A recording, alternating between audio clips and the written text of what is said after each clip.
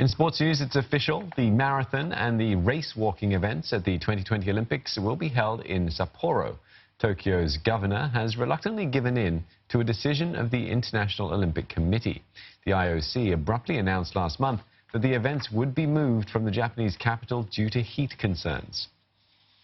IOC の決定に同意することはできませんが、最終決定の権限を有する IOC が下した決定を妨げることはしないということが東京都としての決断でございます。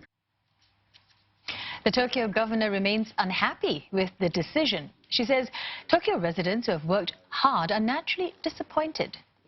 Earlier, organisers moved up the marathon and race walking start times to avoid the worst of the midday heat.